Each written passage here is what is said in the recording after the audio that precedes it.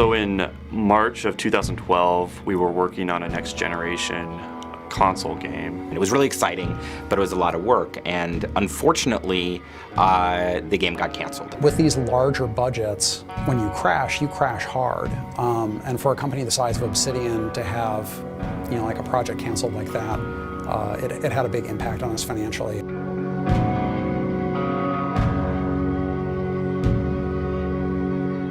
It was really kind of sad, and so we, trying to pick ourselves up and figure out what we wanted to do, and we're kind of tossing around ideas. We tried to pitch that game again, with kind of changing the world and things like that. But what it comes down to is what are we gonna do about it? And the first thing is, well, we got to lay people off.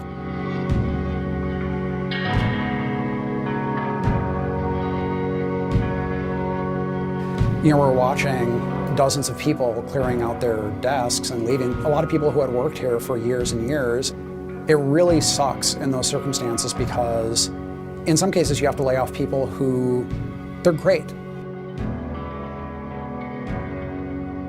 Firing or letting people go is just horrible. I mean, you talk to anybody who runs a business, it's just bad.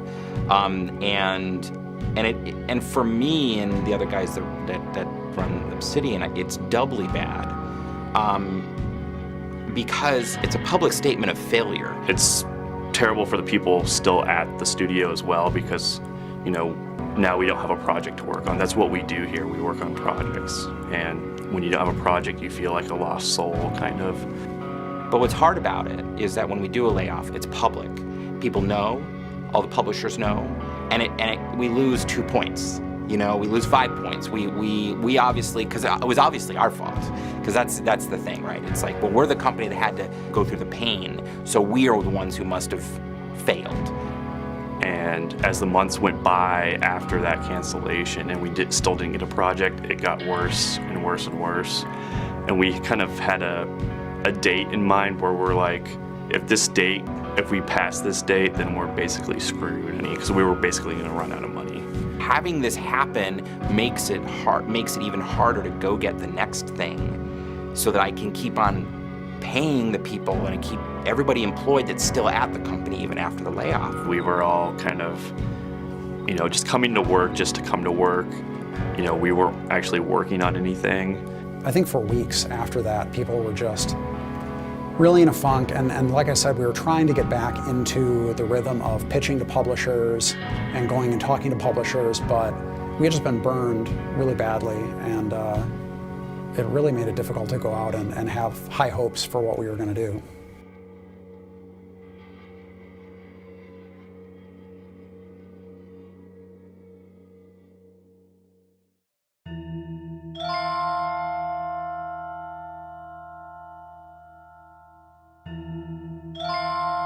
So whenever that happens, I mean, you eventually have to get to, like, what do? You eventually get to, like, screw it. Let's pack up the bags, let's turn the lights off, or you go, okay, what are we gonna do about it? Chris Avalone and I think a few other people at the office, we were kind of discussing like, oh, we should do a Kickstarter, but nothing really got off the ground. I had been looking at Kickstarter for a while personally, but a lot of other people had as well. I think Nathaniel Chapman, a guy who used to work here, actually was one of the biggest proponents of trying to use it for game development. There's a few projects. I think there was a dice game that made like 200 grand on Kickstarter.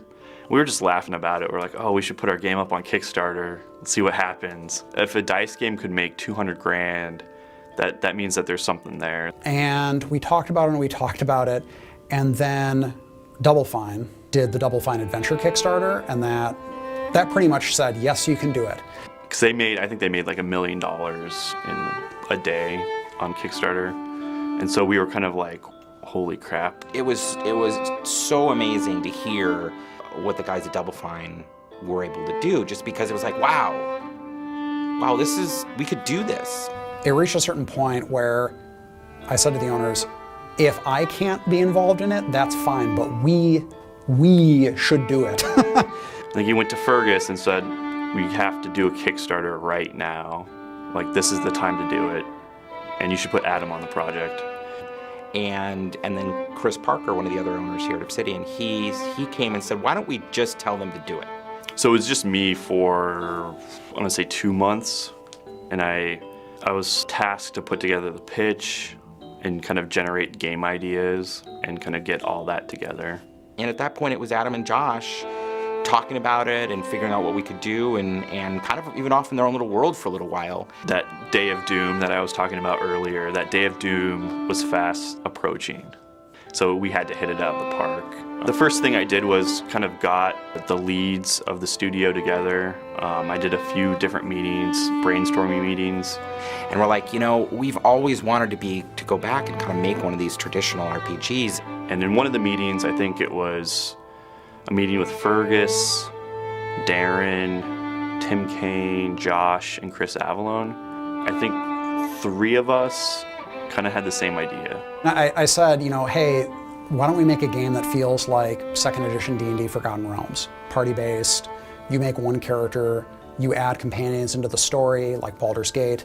It has that exploration feel where you're kind of out exploring the wilderness and finding all these little adventure locations, and you're tied into this personal story that affects the larger world.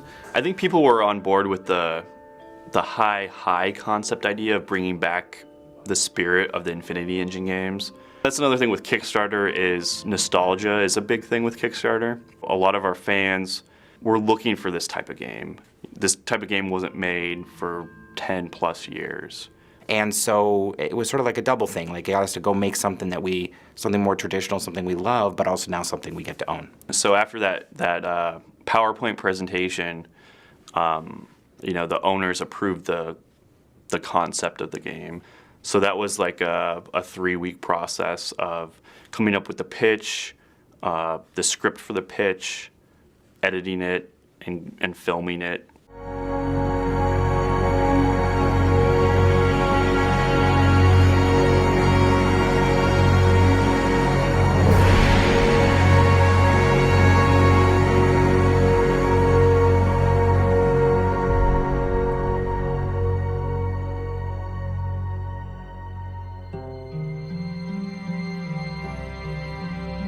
Hi Kickstarters, I'm Fergus Urquhart, the founder of Black Owl Studios and the CEO and founder of Obsidian Entertainment.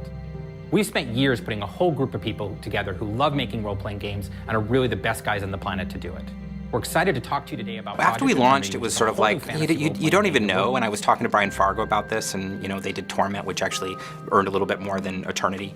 And, you know, they went out, it's like, well, what's gonna happen, you know, and you hope that you have a good idea, and it's even like when you're launching a game, you don't always know. We were making bets to see how much we would make in the first day, and a lot of us didn't think that we would make more than $100,000. And I think by the time I hit refresh, so I put it up there and I hit refresh and we already made like $800, like in 10 seconds. You know, that morning I was hopeful but kind of skeptical. And when it launched and it started getting money, I was like, oh, okay, cool. People are looking at it and they're giving money, but I didn't really perceive the rate that it was going up. So I'd go into someone's office and I'm talking to them about a thing, and they were just sitting there with F5 on the Kickstarter page going, hit it. They're like, another 5,000. Another 5,000, you know, and I would have these short conversations with people, like 5 minutes, and they're like, we just made $5,000, and you know, and we all went out for beers, you know, that night, and I think, you know, by the time everybody kind of went home and things like that, I think we'd already gotten like $750,000 or $800,000. We reached the initial goal, I think, in 27 hours. Basically, like, a lot of us felt like we saved the company. Like, it was probably the best day in Obsidian's history. We basically just sat and watch that number all day. And then, you know, it was about middle of the next day where we hit 1 million, and a couple hours later that we hit 1.1. And a lot of it is like, we weren't prepared. Hey everybody, 1.5 million. Pretty darn amazing. Thank you everyone who's contributed so far. Once we passed $2 million, I said, okay, we're really making this game and it's really gonna be pretty big. And the thing is, it had been kind of exhausting to that point, but it was not anything compared to what the next month was going to be. Because it meant, oh, we all have to be in this weekend because we need stretch goals and we need this and we need that and we need to be communicating. We were really overwhelmed by how much money came pouring in. We were kind of expecting it to be high, but not that high and not that fast.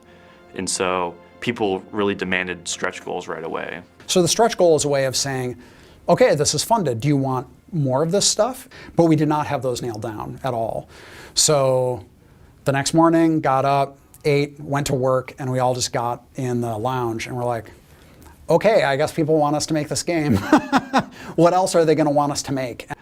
Our fans have a kind of conceived notion of how big these types of games are, just based on the games like Baldur's Gate and Baldur's Gate 2, Icewind Dale. They have, they expect at least a 40 to 100 hour game, like tons of content. All of us were in a lot of ways scrambling. I mean, and hopefully what it looked like from the outside is that, wow, we had our crap together. On the inside, it didn't always feel that way. And people noticed, like some people would say, like, it sounds like you guys are just kind of making stuff up as you go along. And I'm like, well, like, I kind of am. And they're like, well, why isn't this all thought out? Because that's why we're kickstarting it. It was really learning every day, like how do you run a Kickstarter? Like, how do you run a campaign? Because that's ultimately what a Kickstarter is. Like, none of us have ever run a political campaign or anything like that, but it's almost, a Kickstarter is almost like that. Well, so normally, if we were developing a game, we would develop the pitch and take it to the publisher, and then in pre-production, we have all that time in pre-production to think about all the details, and we can kind of ruminate on it. There's a luxury in Kickstarter. You don't have time to do that. It's pretty nerve-wracking. So usually when I design settings and I design worlds, I go at a very slow pace because I do things like write orthography for languages, like fictional languages. I research a lot and do a lot of things over time, but I needed to suddenly just turn things around, almost, not quite daily, but very rapidly. My next update will actually be about mechanics. Today I wanted to talk about the souls and the technology stuff. So the final few days of the Kickstarter, we were pushing towards kind of the highest amount that a game ever made with Kickstarter. We made almost as much the last day as we made the first day. It was crazy. We had asked for $1.1 million and gotten 3.9 plus anything in the PayPal. So the company was so behind it and everybody was excited. I think we had like 100,000 or more people on Twitch watching us. I think there was even a press guy on, I think it was PC Gamer Online. He even said, that was his whole thing. It was like, wow, it was just fun to be there with them and everybody else. We were so excited that it was distracting to the other teams at Obsidian. 3, 2, 1, We weren't wondering if we were going to make our goal. We'd already made our goal. We'd already made our goal 3 times over, and so everything at that point was just gravy, and it just meant we could make the game even better. 1, we didn't think we were going to be able to make a game like this again. 2, we were worried about the state of the company before we started the Kickstarter. We were looking and saying, like, we're a bunch of people right now that are not bringing in money from a team that we're the remnants of people after the layoffs had happened. So from really, really low morale to probably the highest I've ever seen the morale at the company. We finally kind of got off that treadmill. I always kind of say that when I'm talking to people, is that as an independent developer, we're on this treadmill and we're just kind of treading water. This was like the opportunity for us to jump off that treadmill and kind of run at our own pace. Now we have, in essence, our backers during the development of this. And it's serious to us because they've already given their money, so we owe them. Like, it's our responsibility that we hold up our end of the bargain as much as we can. We're gonna see if we can do it. Yeah. There's a lot of pressure on us. Obsidian and our team has a responsibility to our backers and to Kickstarter and for the future of Kickstarter to actually produce a game that's good and produce something that people will enjoy so that people trust Kickstarter and people will trust us so we can continue working on games like this. It's all on us right now. It's, there's not a publisher involved. There's not a whole lot of outside influences involved. It's our game. It's our time to shine. So it's our time to step up to the plate and make sure that we can hit a home run.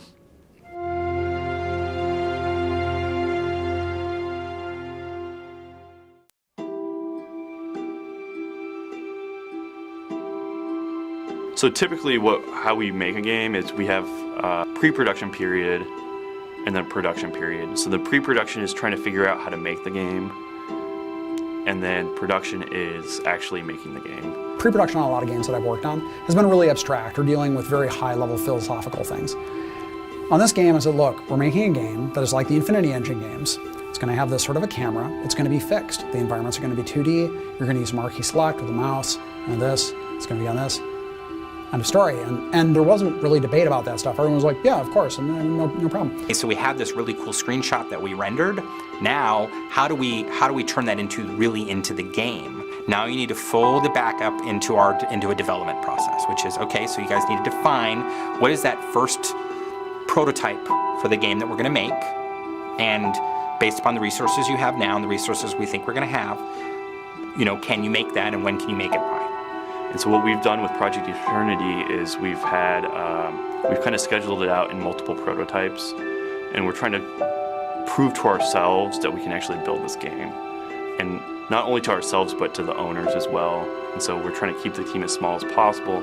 Let's figure it out first, and then once we enter production, we can add more people to the team.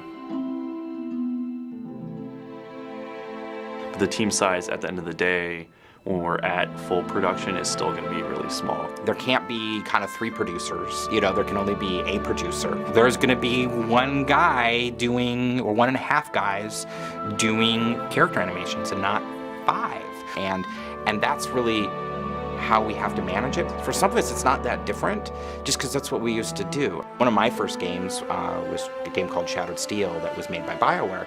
I was the producer. They're up in Canada. I was here in Irvine, and I wrote all the dialogue. You say that nowadays, it would be crazy, like that doesn't happen.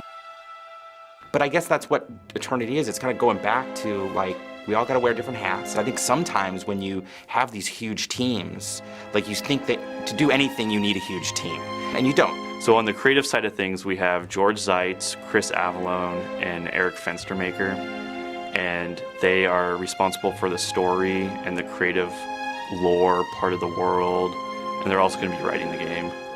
Bobby Knoll is our lead level designer, and so he gets to design the maps and stuff like that. And then we have Tim Kane, and Tim has been in the game industry for 30 years, and he's a hybrid. He can program and he can design stuff. On the art side of things, we have Dimitri Berman, who's our lead character artist. Dimitri basically designs the outfits and models and textures the outfits of the characters and all the creatures and the monsters. We have Hector Espinoza, who is our lead environment artist, and he makes all the areas that you visit in the game and gets to make really beautiful landscapes. And then we have Mark Bremerkamp, who's our lead animator. His responsibility is to make things move and to bring things to life. My name's Adam Brennicke, and I'm executive producer and lead programmer on the project. My polar opposite on the project is Josh Sawyer, and he's the project director. We kind of have a push and pull on how our dynamic works. He's kind of the creative guy who kind of pushes his vision. My job is to make sure that we're on time and on budget. And Josh is kind of figuring out, like, what is this game all about?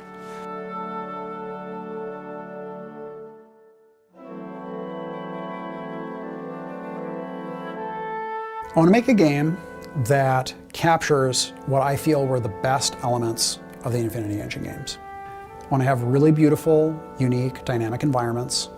You go into the world and you feel like, oh, this is like amazing, and I want to explore every inch of this world. I want to make a game that has a story that is really interesting, has lots of awesome characters that you love to learn about and love to interact with, and that you as a player have a lot of agency in resolving. I want to have a game system, like the RPG mechanics and the combat mechanics, that really gets you interested in how you build your characters, how you use them in combat, how you overcome obstacles. We believe you want a challenge when you buy this game, because those games were challenging. And when we look at whether it's system mechanics or the interface or things like any of that sort of stuff, we keep that in mind. So if you make a crazy party, like this is the party of paladins, we're all holy warriors, it's paladins and clerics only, or really diverse, or only Orlans, whatever you come up with, you're going to have your own challenges, but they're going to be your challenges. And that's really going to stay with you. Cool. A couple of brief things before I talk about the prototype. So the Mac version, as I sent out last week in that screenshot, the Mac version is... So we are done with our first prototype, and the end of that first prototype was really the end of that first prototype was the visual demo that we released to the public, where you saw the waterfall and the water and the day-night cycle and all that stuff. Prototype 1 is, let's call it, it's not meant to be pretty. It's supposed to just have the basic core things you can do in the game, and it's just getting everything online and making sure the core, like just walking around. I think the example we've used before is that if we have one room and it's not fun to walk around in that one room, then there's no point to go into 2 rooms. And so that's actually what happened during Prototype 1, was a lot of redoing and tuning and polishing and changing the control mechanics in the game, so it felt more and more fluid and more like the Infinity Engine games, which Eternity's based off of. Just some highlights of the things that we're going to be focusing on. So we're going to do one major HUD element with NGUI. That also means that we're going to try to have close to final art for that. Also things like footsteps, which we'll have to figure out how difficult that is. The state of the game where we're at right now is the team is making Prototype 2. Patrols and encounters we're going to be working on within Prototype 2. And also Fog of War and the day-night cycle. Color grading has already gone in, but we're going to work on it. Prototype 2 is a new set of technical features, things like Fog of War or AI for characters, faction reputation, stuff like that. Now we have to create a bigger area. Now the art needs to be much more final. You need to actually be able to do real game stuff in it. And so we're trying to figure out, like, here's an example quest of what we want to build. How do we actually do it? As far as areas that we're doing, I drew this a little too small, so apologies for that. But so this is all in the document, but it's more areas, although the areas are, most of them are smaller areas. And those buildings are a 2-story inn, a pawn shop, a mysterious building, which is the entrance to a dungeon. The dungeon is curiously huge. This is mostly because we want to build out an Infinity Engine style dungeon that's a little more sprawling and more unique in how it twists and turns. That's kind of the goal of that. The wilderness area is another medium wilderness. Part of the reason why we want to do this is we want to try to more rapidly develop an exterior environment. In the last prototype, we were sort of recreating the old exterior environment. We want to make one from scratch, see how quickly we can prototype it on the design side, and then how quickly Hector can build it. And then within that area... And we're also trying to figure out, like, how fast we can do things. Modularity is important when it comes to laying out big worlds, like trying to get as much as reuse as possible. We want to create this really visually striking world, and a lot of the times these challenges are with just the amount of detail you put in, the density of these things. And so we can project out, like, say we have 100 different areas that we need to make in this game. How long is that going to take us? Like, is that going to take us into 2018? It might. The second prototype should be done in about 4 weeks from now. We're kind of taking a village area. So we have a village, we have another wilderness area, we have a big dungeon that we want to do, but we have a few new creatures that we're making. We have an ogre that we're making right now. We have a dragon hatchling, and all this kind of fits together. So it's almost like playing a little piece of the game. This is just water, by the way. Very suspicious, I know. But James, talk about what you're working on. So we have our character scrums and our environment scrums. They're really just small meetings where we get together in the lounge with the TV on, and we go through people's their daily tasks. How many polys is that guy? Like the game version? The game version with all development for it's like around 3,500K triangles. I mean, all right. I try and get everybody to, have a voice, basically tell their own point of view on the thing that they're doing. What, the in-game mesh is what? 3,800. 3,800? Okay. Ish. Sounds like a lot to me. Well, it is what, I think it's fine for him. In the case of concept artists, we show the characters that we're on, and it gives the team a chance to give their input separate from the art directors. 4 on the females looks very maid-like. Looks very what like? Like a maid. Yes. Like she's cleaning. That was, I think, pulled straight from a dirndl. One of the things that I was taught in school is never to get married to your design. Do the best you can, but ultimately, it's a fluid process. I try not to get married to my work. It's one of the things I learned pretty early on working in the industry. If we wanted to do dresses, could we do something where it's sort of like it's split and then there's like another piece? I am really loving this project. It is actually really enjoyable to work on a small team. It's probably the most fun I've actually had on a project. It's a small group. There's a lot of collaboration, and it's also an experienced group, so everybody pretty much knows what needs to be done. I just love the feeling of having a small team, having my voice actually count. I just have to jump around and kind of just see where everybody's at and throw in my 2 cents and then tweak a little bit more. We just need to make certain that everybody's kind of marching in a unified direction. If there's nothing else, this meeting is adjourned. Sweet. So we're going to go talk to the concept artist now. Every game has a visual problem that needs to be solved. Right now, I'm just trying to come up with reasonable approaches that are modular, reusable, that allow for us to maximize our time and the level of detail. It doesn't matter if you can come up with this great design idea, it has to be makeable. Nobody's not finishing their work around here. Ever.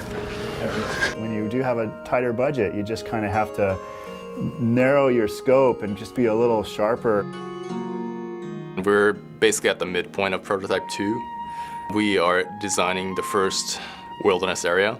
Currently we have one village that we designed out, which Rob did, and people saw on the Kickstarter. Hector is currently modeling that out, and we are trying to jump ahead of him and start on the next area. So we need to rescale that and scale it up.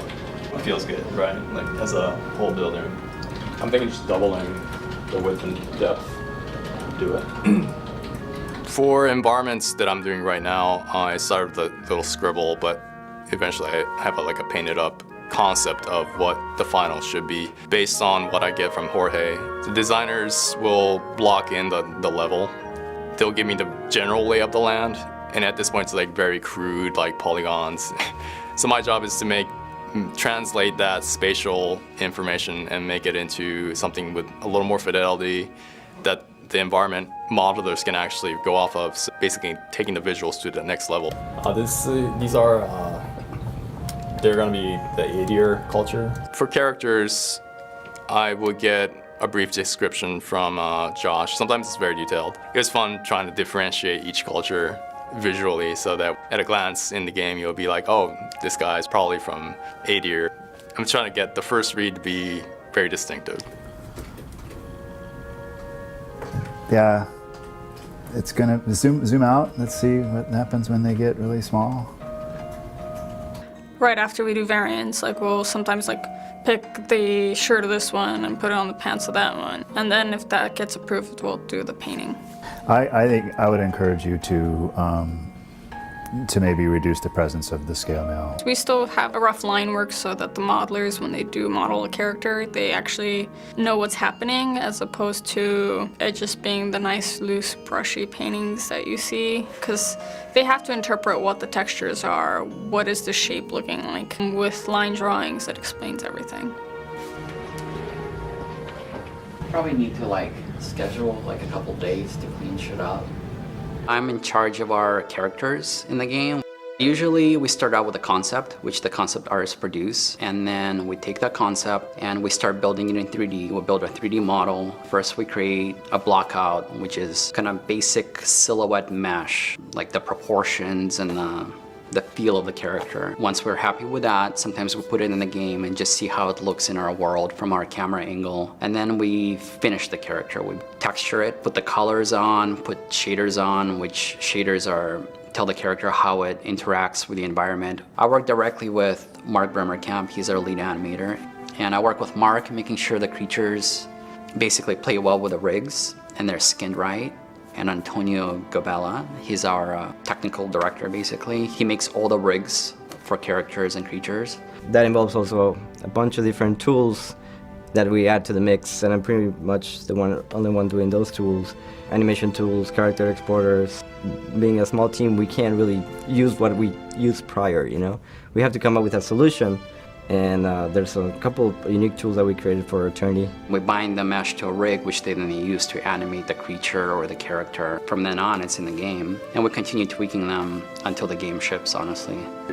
We're going this way to talk to... Oh, no, we're going this way. Everybody just moved, so see what Hector's doing. My job is to come up with the pipeline of how we're going to create the background art.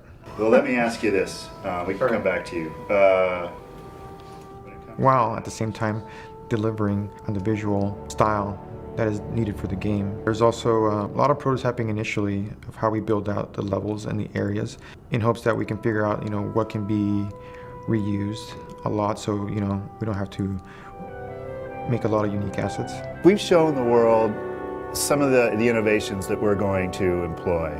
Those are the next level. I mean, they definitely are a nice, solid leap away and above what was done a decade ago. So I'm feeling pretty good about where we are. I'm the boss, so I always wish that things were always farther along than they are, but that's just game development. When we started this out, I had no idea that we were going to be able to do some of the sort of technical things we've done. We had no idea that we could have that level of sort of almost modern graphics. I'm really happy about that. But could we be a little bit farther along right now? Absolutely. So we're walking to our other environment artist. So you are working on the Ingwithin. No individual can easily predict the problems they're going to have. A thing about making a game is you have to be very iterative, kind of have to like fail to figure out why you failed and take a step back and do it again. Inherently, we are, as software developers in the video game industry, all pretty optimistic. You have to be. So far, I think it's been going pretty good, but we do run into our own little technical hitches. Usually you're able to fix that by going into here and choosing the texture channel diffuse. However, now when I do that, it pops it back to none, so that's awesome. That's not cool. Okay. So we are Maya novices. We had been using Softimage at the studio almost exclusively for a few years. So when we decided to switch over to Maya, people realized that it was necessary, but right away people were going like, oh, I just don't like how this does this, or I'm not familiar with how this works, or I have to remap all my keys. Part of the issue is that they are using the character materials. And so when your artists don't know the app, they won't be able to problem solve as effectively and as quickly. So that's where we have been losing time. I was out for a few months. During that time, the project still kept going, but when I returned, I found that they had switched the modeling packages from Exercise to Maya, and I was very comfortable with Exercise since I had been working on it with Exercise for quite a few years. We made all this stuff in 3D previously, and then rendered it out to 2D, but that was 15 years ago. 3D packages have gotten insane, and rendering power has gone through the roof, and all this other stuff, but we didn't really know, can we render stuff out at this size? Like, how long does it take someone to even make a scene like that? because if it's a large area, the renders can take quite a while. We're encountering limits that we weren't used to seeing, especially when it comes to areas as detailed as ours. I mean, we're cramming so much detail to give this the world of richness. Making games is hard, man. It is. I think people say, gosh, it must be so fun to make games, and I wouldn't want to do anything else, but it's nerve-wracking sometimes. We discovered some things yesterday with the weapon bow. The way we were creating that. We're always so horrible at estimating how long it's going to take to do something. I think to be efficient with his time, you should, if he's made something for you, you should make sure that it works. Right. It's because generally nobody ever wants to be so honest as to imagine that they're going to have problems. And this thing that looks like it should take 2 days is really probably going to take 3 or 4. It's not rocket science. It is rocket science, it's though. Game science. Otherwise, when he says it's done, it would be done, and then but sometimes it's not really done. For me, the biggest snag is just the environment art. It's going to be a lot of work to get all that stuff done, and so I know I'm I've been really stressed out about it, and Hector's been really stressed out about it. My major concern right now is like how we are actually going to build all these levels.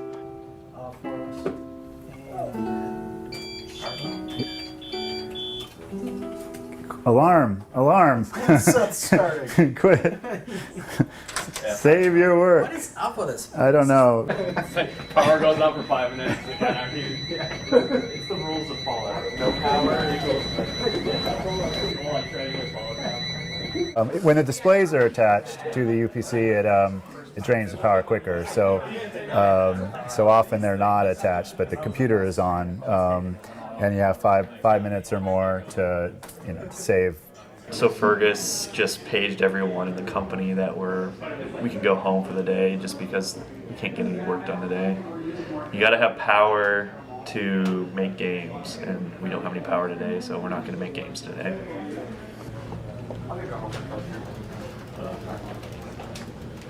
Yeah. Yeah.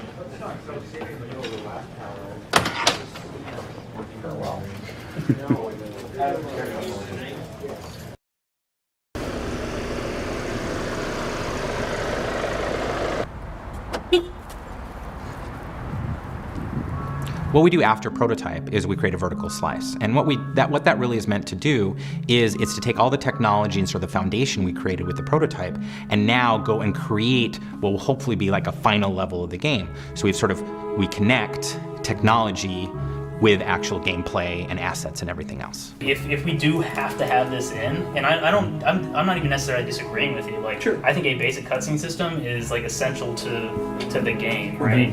I don't think it should be cut. I don't think everything has to be 100% done before this vertical slice, at least according to the list of stuff that we have that we're trying to accomplish. Because when you enter production, you should just be building stuff. The funny thing is, like, I agree with you that the cutscene system is essential. Sure. I absolutely, but I guess what I'm saying is, like, then we need to figure out what's not, or get more time. And I don't know if we can get more time. That's the problem. It could very well be that Ferg comes over and goes like, "Yeah, you don't have any more time. You have a week and a half. Like, make the shit happen." So Josh and I report to Fergus, and so Fergus is kind of acts as our publisher. Can we get all this stuff done in another month? Extend vertical slice for another month, and say whatever doesn't get done after that month. I mean, certainly one of the things to keep in mind here is that list of features to support design work in the areas and the levels will allow us to do a lot of stuff. I mean, at the end of the day, like, we shouldn't be punting this early on relatively vital systems.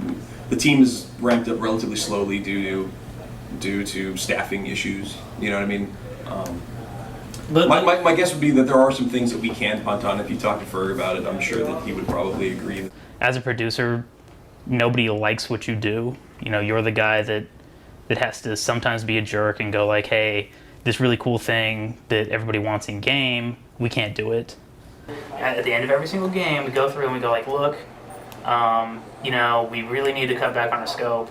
And we all agree. We do this every time. Everybody nods. "Oh yeah, absolutely. We should cut back on scope and get some really well-defined, even if it's small." So initially, Adam was doing a lot of the production role. So I was brought on in June, and I was brought on as the lead producer to take over those roles. And that frees up Adam to be able to program. And then every single time this happens, where nobody wants to cut anything, because everybody wants everything in, and then we get into a spot where everything has to go in because everything's half in, and then we have half-built systems. Realistically, all the devs want everything in, and I mean, we all want that, right? There's like a million cool things that we all want to see in the game, but ultimately there's a schedule, there's a budget.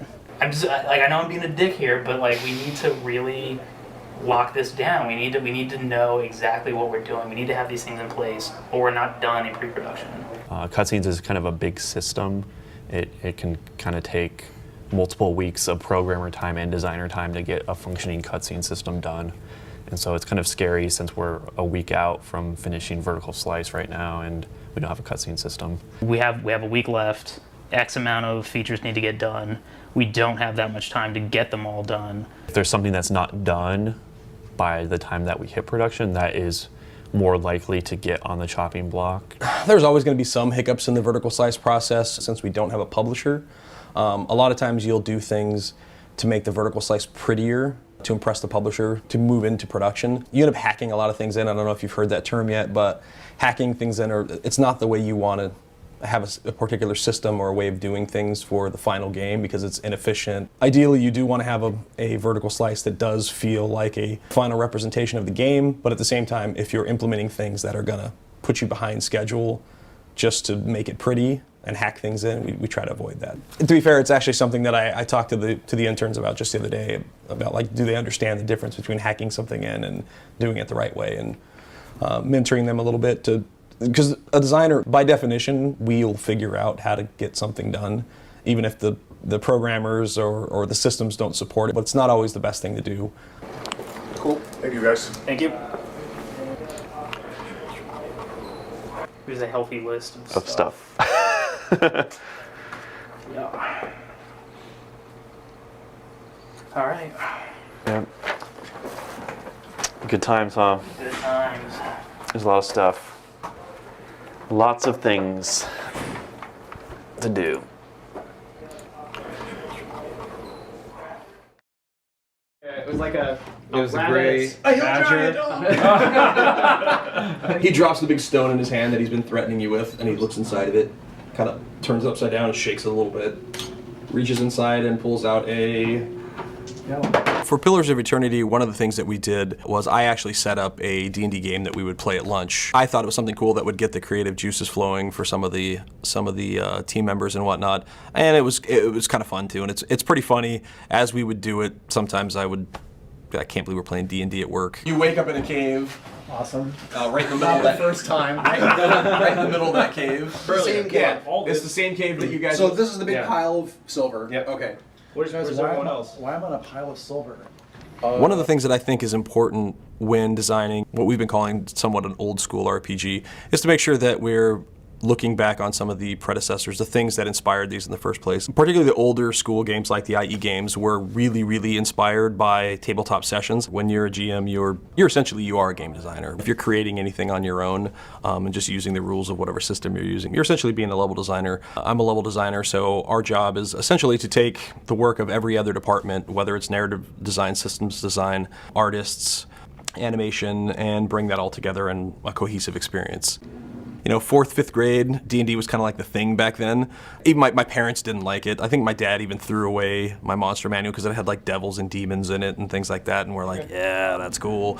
Being an area designer, it takes me years to get a lot of feedback. Then generally you have to create the product, and then at the end of the cycle, a bunch of people play it and review it, and they either say like, oh, I loved it, or oh, that was shit. With D&D, actually, it's actually kind of cool because the people are at the table with you. So whatever it is that you designed, you're like, as long as you're being perceptive, you get the instant feedback from their faces. I think there's a lot of lessons that I learned from doing some of that that I can bring into my job now, that I just know that like, hey, if I do this and the pacing is bad, you know, I've seen enough people that I get feedback from what's fun and what's not fun. Powerful charges. You know, the old role-playing games like Dungeons & Dragons and a lot of the video games that were, or the CRPGs that have been spawned off of those. Those games were very complicated and they didn't hold your hand quite so much. Sometimes it's fun to make the player figure out a little something on their own. At the end of the day, my personal belief is like, I want to make sure that the player has the freedom to do what it is they want to do. In any instance where I can, I would rather go that route. Oh, so close. It's a fail element. 2, 3 lift.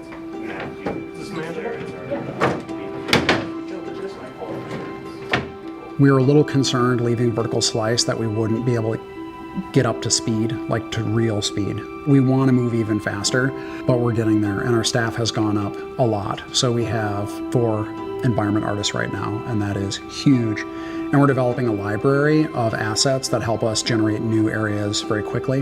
Environment art is such a huge part of this game, and there's not a lot of ways you can sort of shortcut around that. In a 3D game, it's arguable that once you have the 3D components, you can just put those together, you know, in a level and like, yeah, you know, designers can link those together and whatever, but these are all rendered out, so they require a 3D artist to really build them. Stuff's coming together, it's looking great, it's a very good start to production.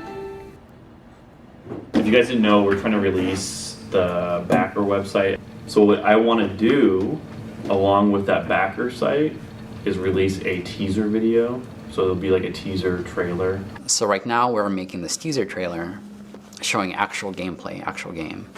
And we have, 20 days to do it. What I would like to target is a 1 minute and 30-second trailer, right around there. It has to look good as it can, because it's going to be selling our game basically at this point. Eternity doesn't have a marketing staff. There's nobody to market it, to sell it, to put money into it. It's just us. So whatever we do needs to be as good as we can make it, so players are excited about it and enjoy it. So we are trying to base this off of the Infinity Engine trailers, which, like, basically what Adam did is he just watched them, analyzed what they did. They were about 1.5 minutes long, 2 to 3 second cuts. Typically they would show concept art, or they would have little blurbs about, you know, like 150 spells, or, you know, like whatever. If you look at Bethesda's trailer, We don't have a lot of time to get it together, and we have full schedules. It's going to be a very interesting and long process, a lot of sleepless nights, but it's worth it. This is kind of like our baby, and we get to show it to people and make it look good.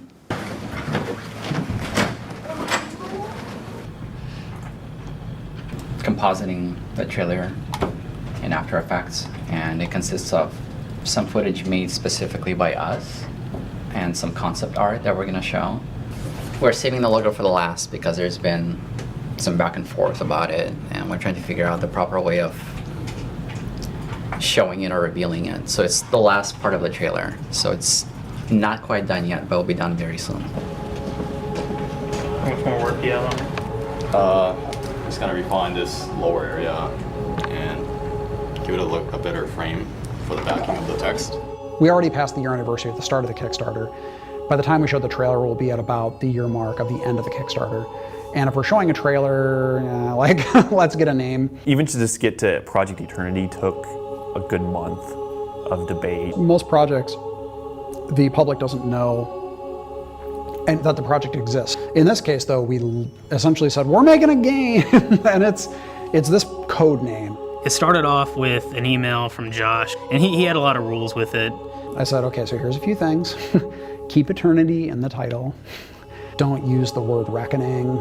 Don't use the word sundering. Don't use the word shadow or darkness or gerunds in general. Just don't, nothing ing, like just get them out of there. So I said, like, go. Right now it's Pillars of Eternity. That is going to be the name, Pillars of Eternity. So one of the things we're doing right now is kind of coming up with our logo.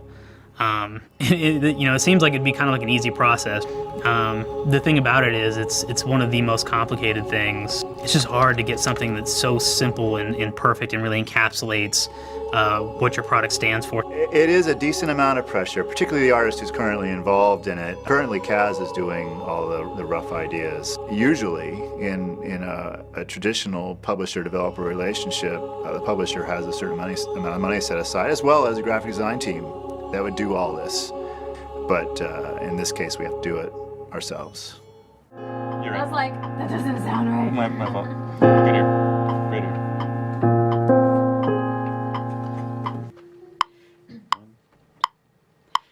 Oh God, an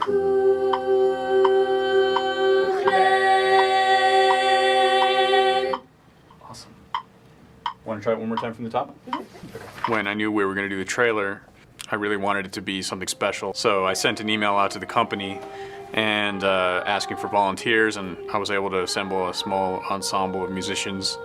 If we're talking about like your average AAA video game, the budget for the music may be $200,000, and that's to hire the composer and the orchestrator and an orchestra and live, or live musicians, and the costs certainly add up. So for Eternity, we have to be very deliberate about how we spend the money. At the same time, we don't want to sacrifice quality either. All right. This is good. It's gonna be good. See ya.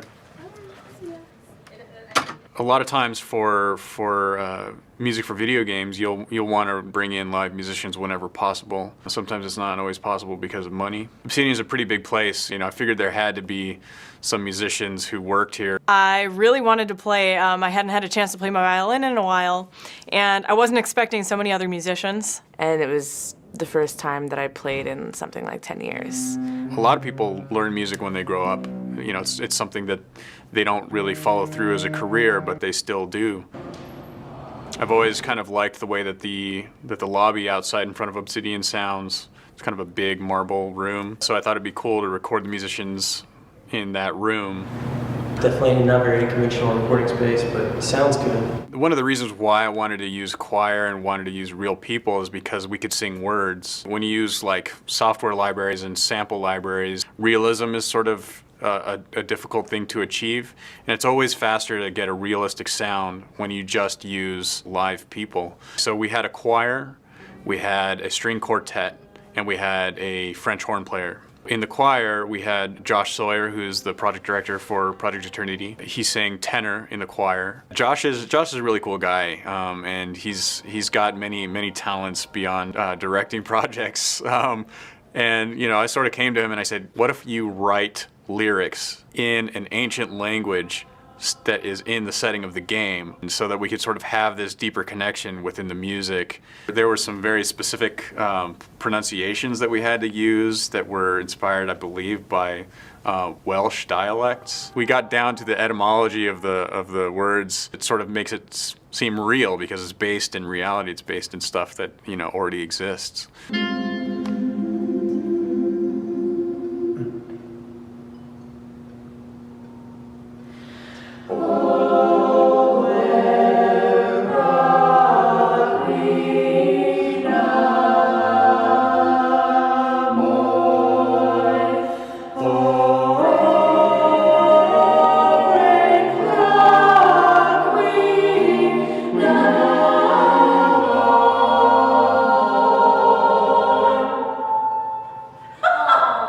There were a lot of interruptions because it's like in a public space. It was late at night, so the cleaning crew was there. The crew that sort of maintains the building at night, you know, they had to do their jobs too. So I think that we surprised them more than they surprised us. But we somehow managed to squeeze through the little cracks and get some good recordings.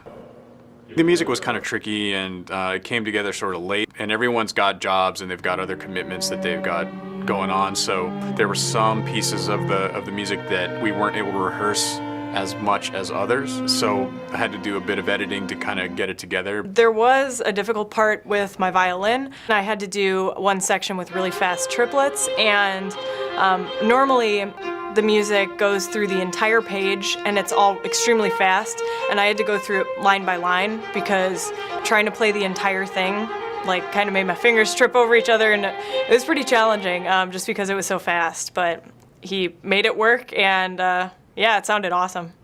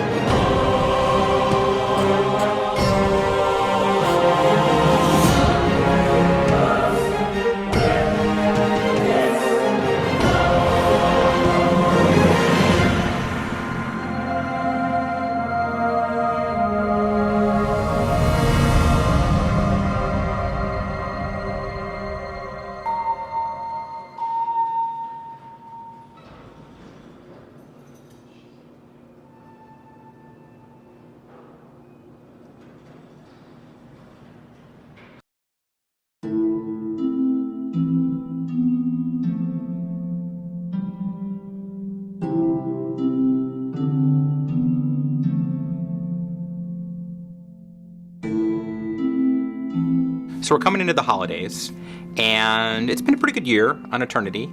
Are we exactly where we want to be right now? Probably not. Eternity is a big game, but we're in a lot better position than we've been on some of our other projects.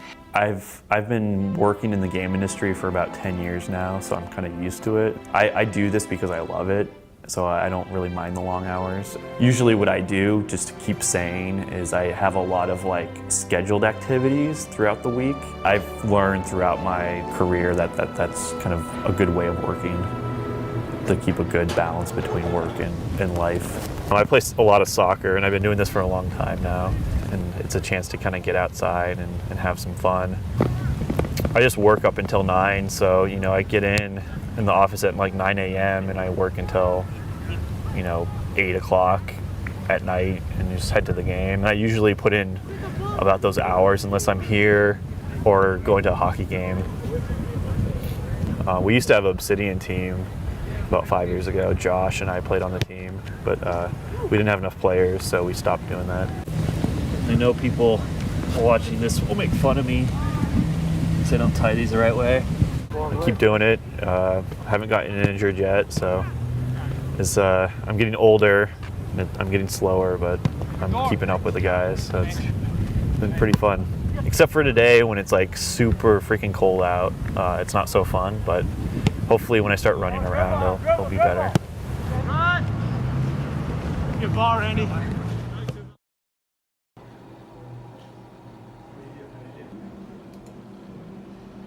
Killing some wolves over here. We're seeing why why the frame rate goes to shit. It's a profiler, so it tells you like at any given point in time like how long it takes to run different pieces of code.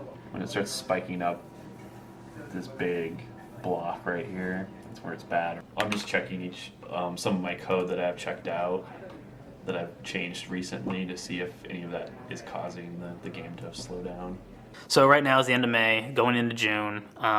We are in Alpha 2, so this is our second milestone in Alpha. On June 6th, so in a few weeks, we're actually going to be jumping into the beta period. There's new adventure awaiting for you today. Yes, so we have our new bug database up, Jira, and so I sent out an email document basis of Jira, and so any issues that you find, write those up, they'll automatically. Once we hit the alpha phase of the game, we're going to have a good solid QA test team just rolling through the game. We're going to have people doing progression testing, while making sure people are going through and for balancing purposes and trying to knock out all the bugs. Right. So the general rule is like at alpha, we should have all our content. All the parts are there, but I won't say that it's fantastic yet. I think right now one of the things that's really kind of been the hardest to deal with is actually on the writing side. Eric Fenstermaker, who is the narrative lead on Eternity, he's actually been stuck on South Park. This is great for Eric and for the company in a whole, and that Matt and Trey, the South Park guys, really trust Eric. He's had to kind of go back and forth, and sometimes he could spend time on Eternity, and sometimes he can't, and that's been tough. It's a hard decision because you don't want to hurt one game to help another game, but I don't think if we say, hey, we're going to ship in this month over this month, of the same year, people want it to be good. Everyone wants everything now. I mean, that's, and we're maybe a little bit more like that every day. But, when we read the forums and we talk to people, everyone's like, but make it good. A game is late until it ships, but it sucks forever. The story is really, a big part of, I think, what people are paying for when you buy, an Infinity Engine style game. That's part of what people remember about those games that made them good. When I was just coming onto the project, I made sure to play through Planescape Torment and to play through Baldur's Gate 2, and to make sure we were sort of hitting the same notes with the story that made those things good. We're using prose in this, which hasn't been done since probably Planescape Torment that I can remember. And that adds a whole new dimension. And instead of just having, very brief lines of dialogue and, journal entries or emails or whatever it is your character reads, you do have sort of these paragraphs that include description. So it's interesting. Everybody's like kind of stretching some new muscles in terms of their writing. I haven't written prose in years. We still have a lot of writing to do for the companions, and that's the stuff that has to be the best. The hope is that that's the major game thing that is past alpha. It's important that the Eye of Sauron isn't on us. Yeah, he's not making that scenario. The project kind of like ebbs and flows, so it gets really playable and it's like really fun, and then we're like, okay, let's shove a bunch more shit into it, and then it kind of it's like a roller coaster where it starts to degrade because we're not really fixing things at that point. We're at alpha, that's probably where we're shoving a lot of stuff in at the end, right before we hit the alpha milestone date. It's about to get really not fun for developers, and end up working 60 to 80 hour weeks to make sure that what you're putting out is going to be awesome. So we flip these every time one of these columns gets done on a level, and then once they're all happy faced, that means that level is an alpha, and we're good to go.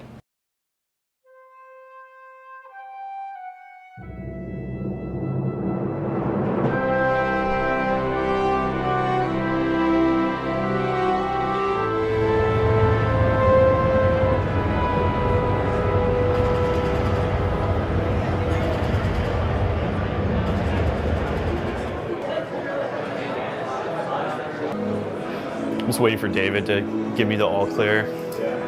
Welcome to our presentation of Pillars of Eternity. My name is Adam Brennicke. I'm the executive producer and lead programmer at Obsidian. And this is Matthew Sheets. He's our lead QA, and he's going to be driving today. 2 years ago, we raised over $4 million thanks to our generous over 75,000 backers. We've been showing our game for the past 4 hours, and it's showing off really well. It's kind of a relief that it's going okay. We've been kind of working really hard over the past month to make sure that this demo really shines. I think we have 3 days scheduled, and about 80 people from the press are going to be seeing the game for the very first time. It's a good spot for us because we're such a small game. If we're at E3, that's freaking fantastic. Our demo is going to be just behind closed doors. We're not going to be showing it to the public. We have to be very careful about on our talking points is not to spoil anything. We try to keep it even a mystery to the journalists. The awesome thing, like almost every single presentation, there's always someone in the audience that backed our game.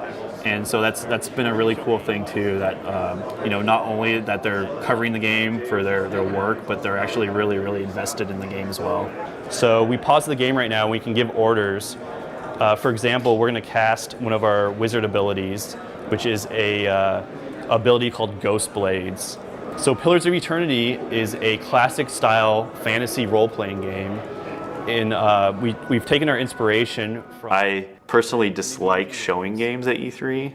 I've done it a couple times now where it's like a full day thing where you have to talk and talk and talk all day. You're on your feet all day and you kind of say the same, you go through the same motions like 40 or 50 times to people. And a lot of times the people that you're talking to have no idea what the game is, or they've never even heard of it before. And they probably won't even write anything about the game. It's a little bit nerve-wracking. You're presenting to people and you don't know how they're going to react to it. You don't know if they're going to enjoy what you're doing, if they're this thing that you just spent years creating, you don't know if they're going to think is the dumbest thing, around. Thankfully, everything went really smooth. I think it's showing off really well. But yeah, I need some rest. So hopefully tomorrow I can sleep.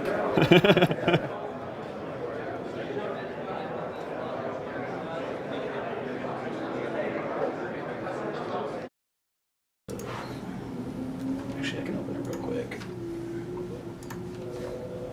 It's mid-August, and we're getting pretty close to releasing our backer beta. Yeah, right now I'm actually just going onto the forums and talking with people that are like really excited about everything. They're like, yeah, I want to play, but I have to be like, hey, by the way, we were delaying it by an hour, and then so some people are not the happiest people. Originally, we weren't going to launch the beta at the time that we did.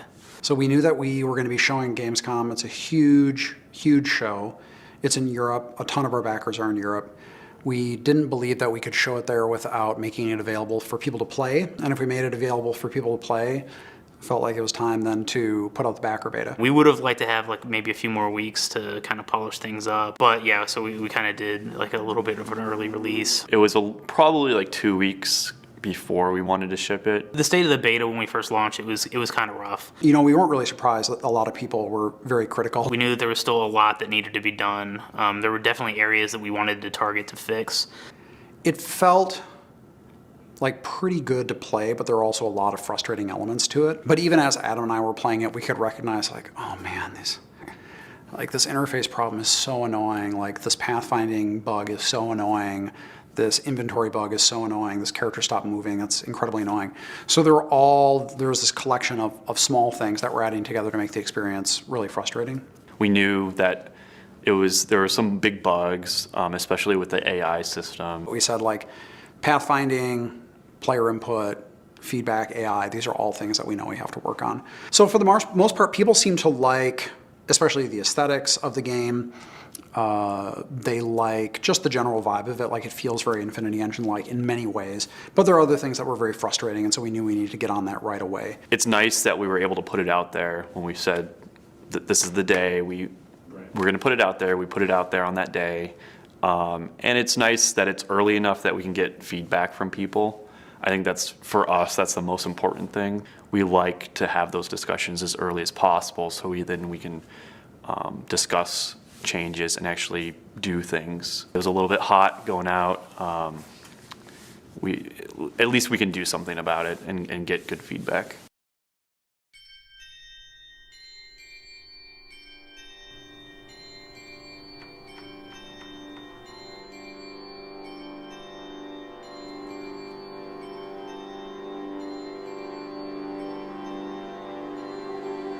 So right now it's November 2014.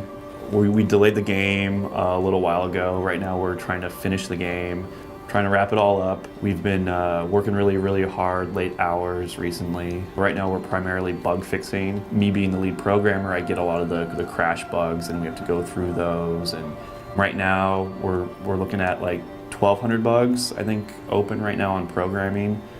We usually try to fix about 10 bugs a day. It takes someone like a QA tester, it takes them 40 hours plus to play through the entire game. And if you really think about that, what that means is that it takes someone an entire week, a work week, if they're working 8 hours a day, to play through the game to make sure that it can be completed from beginning to end. QA is like the last people on the project still working. We're pretty much the last defense before it gets out to the public, so we're always working till like the bitter end. There's a certain level of polish that we want. We want to be really proud of this game.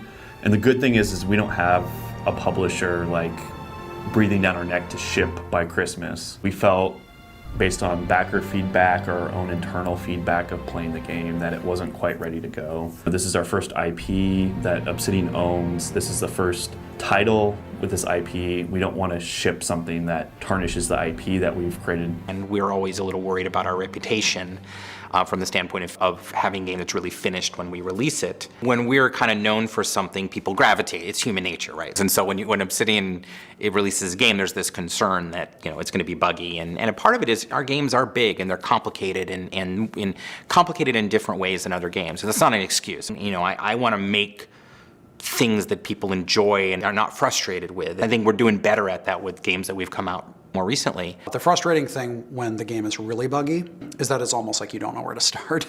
One of the programmers came to me and said they found a suggestion buried in our bug list. The suggestion was that certain projectiles should fade faster than they were, but when he dove into the bug, he found out that the actual projectile was not ever going away. If you have multiple projectiles and they all have bounce delays, the first one bounces and the other ones just stay there, invisible, but still in the world, using memory and eating up processor time because they have updates, but not doing anything. And it happened every time you cast this wizard spell. This immediately took that C-level suggestion bug up to an A-level, this needs to be fixed immediately bug, which goes into my queue of 455 other bugs that I'm trying to get solved in the next few weeks. I think Josh has been really good at editing himself and deciding.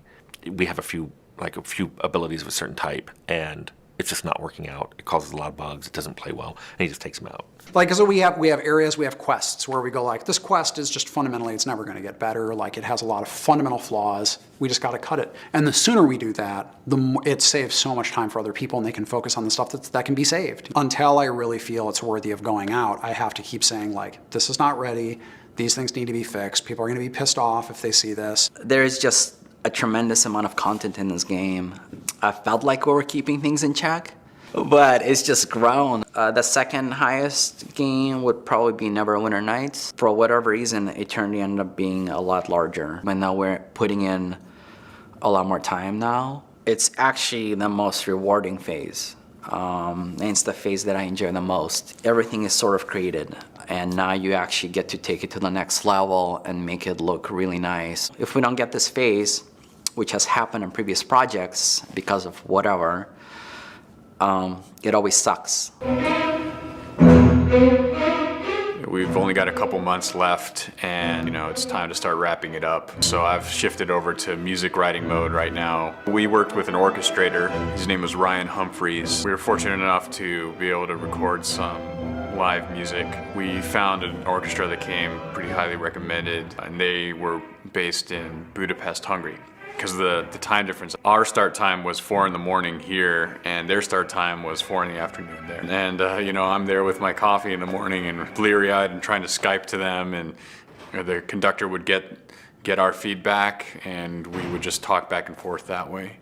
It actually worked out pretty great, surprisingly.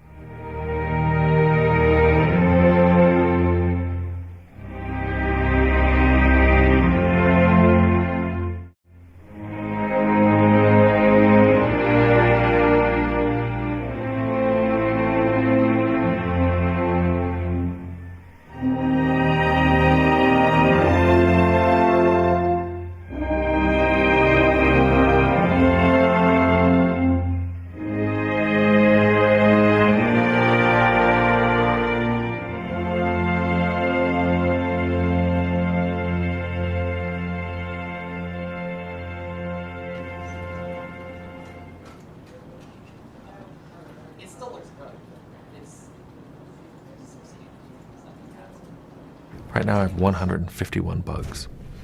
It peaked somewhere around 700. It breaks down, there's only 7 A bugs, and those are bugs that would be horrible to ship with. And then there's about 40 B bugs, and those are bugs that they're bad, but they're not going to stop anybody from getting through the game. And that leaves just over 100 C bugs. Every time you make a big change in the game, the resulting code is a little more fragile. So if you go back and forth too much on features, the game gets even buggier. We've got dozens of people playing through the game every day, and they're taking different classes and races, and we're trying to catch every possible bug that could happen from having these diverse character groups go through in different ways. Probably the issues we're running into now is they saw a bug happen, but then they couldn't reproduce it. So they're trying to find out what that magic condition was. That's what they're doing every day, nights and weekends. They just play through over and over again. I think the programmers still realize right now that they have a road that they have to get down to bring their bug counts down to what we need them to be able to ship. It's a mad dash trying to fix as many bugs as we possibly can. People are working overtime, trying to get a bunch of stuff done. You can bet that there's always some weird combination of stuff that somebody can do to cause a really bad bug, so we're trying to find that stuff now. The funny thing is, we will actually probably not pass the first time on Gold Master. And that's pretty normal. It's super rare for you to actually get a game that you submit as a Gold Master to a publisher and actually have them check it off and go like, yep, this is perfect on the first time. It's possible that they could take another build from next week, but I really doubt it. I think that this is the one that's going to go on there. A release candidate is a version of the game that the developer is submitting for Gold Master to a publisher. This could be it, RC3 right here, this could be the thing that goes onto the discs.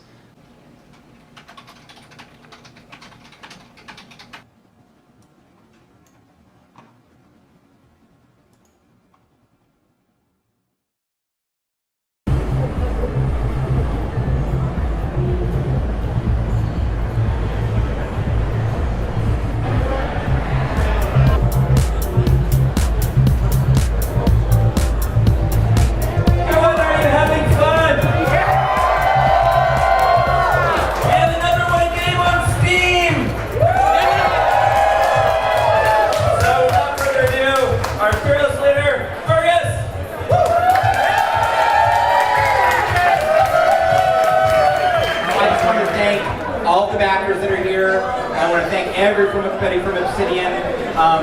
It was a long, hard last 3 or 4 years. Thanks for putting up with it. Thanks for making an amazing fucking game.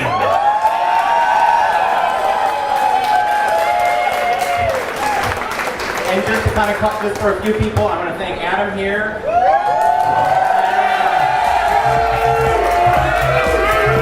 We're here now at the release party. I'm still really stressed out because we haven't gotten any reviews yet. There's still a lot of work to do tomorrow to make sure the game goes out smoothly. We're #1 on Steam right now in sales, which is huge for us. This is probably one of the best days at Obsidian. Right now, I'm just more nervous than anything else. For me, until the game is actually out there and people are playing it, I'm just got a ball of nerves. I have a checklist that I've gone over 100 times, and I've gone over everything, all the contingencies in my head 100 times. But until it actually happens, I'm just going to be worried that something is always going to go wrong. And I don't know, I guess that's like kind of a curse of being a producer. It's kind of like a mix of butterflies and stress, weird stress. All the early impressions seem to be very, very positive, but we're not sure yet. I'm trying to take it easy tonight. People that have done this a while are pretty chill about it. Like, yeah, everybody's still nervous, but we know we put in the work. And it's more just of like, we want a smooth release, we want it to go really well, and we want it to sell well just because that's going to allow us to make more of these games or more other games that we really want to do. And no work is going to be getting done tomorrow because you're going to be even if you want to do work, you're going to be so distracted looking at all the reviews, and there's going to be so much back and forth email, and we're going to be talking about everything. And yeah, we'll get a lot of important fixes done, but it's going to be so hard to keep on task. Have an awesome rest of the night.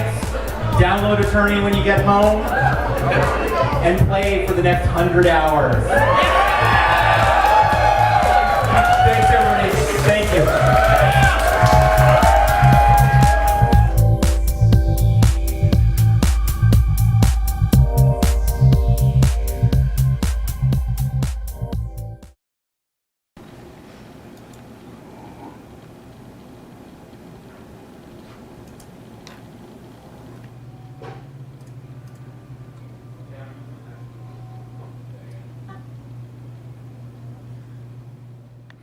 A wonderful, enormous, spellbinding RPG gloriously created in the image of BioWare's Infinity Classics, but distinctly its own. I mean, we've got people that have actually given us 100%. I mean, I've actually never worked on a game ever that's had any review of note hit 100. This morning at 7 o'clock in the morning, I get a text message saying the first reviews are out, and I look at my phone and I read that, and I'm like, oh, are they good? And there's just a smiley face. Well, folks, it's finally happened. Crowdfunding has been vindicated. Kickstarter has made a masterpiece. We hit it right on the spot. Just reading what people are saying about it, I think they're kind of starving for this type of game, and I think we delivered and met their expectations, and probably beat their expectations of what this game was supposed to be. So The Escapist was a great example. It was one of the first reviews that went up, and it's kind of where we were all getting kind of excited because you're like, okay, what's one of those first reviews going to be? And they gave it 5 stars out of 5. I personally thought probably low to mid 80s. That's not to say I didn't think the game was better than low to mid 80s. I just thought that it wouldn't really review very well. We came in this morning and I was looking at the stuff. It was it started off, it was 94, 95, I think now it's down to 93, but that's still amazing, and it's one of the top games, at this rate, it's one of the top games of all time for PC on Metacritic. My favorite role-playing game of all time was Baldur's Gate 2. So it was pretty magical just to come down and work on this. It's really surreal that there's this thing that so many people here have been passionate about, that's been arguably the game I wanted to be part of my whole life. And then just to see the reaction today, a 93 for a genre of game that hasn't been out for a decade. There's days like this in the industry that you might happen once, maybe twice. This one is pretty prolific in that says, at the very end, everything promised has been delivered in a labor of love that proves how deserving Obsidian was of such an outpouring of faith. Looking back over the past 2.5 years, I would never expect it to be received this well. And when you're so tied to the game and you work so closely with it every day, and it's like your entire life, you have no idea how it's going to turn out.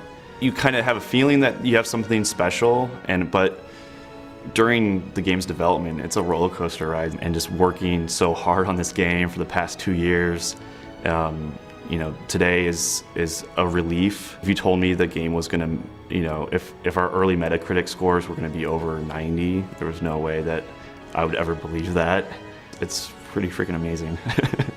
I mean, what's just been kind of great is just also to see all the reviews with them all putting, because we for the budget we had, putting in it was a lot. Could we do the art at a level that people felt it was? It's not your Call of Duty or Dragon Age Inquisition, but it's cool to see all the screenshots in here because it all just looks really good. it's really nice to see something that you've done that that gets that level of a score. To say it's better these days is an understatement.